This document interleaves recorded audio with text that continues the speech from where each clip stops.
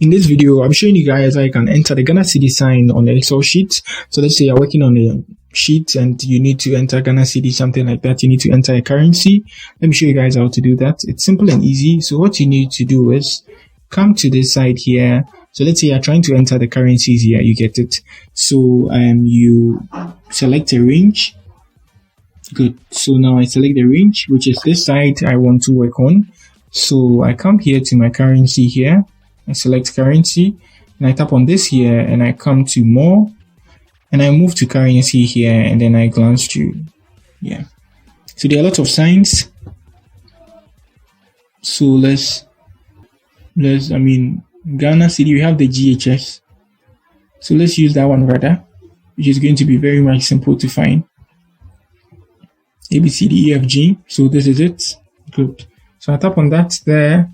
I tap on OK, I'm good to go. So it's going to be applied for all the range. All the side is going to be applied because I selected all the range. So 50, enter, Ghana 50 cedis 50E, 550, and I enter, and that's it. It's going to apply for, the whole column, something like that. So that's it on how you enter Ghana Cedis on Excel. It's very, very simple and easy. So let me use this to autofill. Good. So let's say you're trying to calculate everything now here.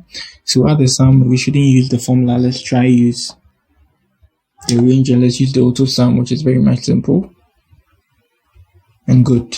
Ghana Cedi is 1,870. So that's it on how you can enter Ghana Cedi on your Excel sheet. If you are new here, you give me a like, subscribe to my channel. If you want a lot of tutorial on Excel, I have that on my channel.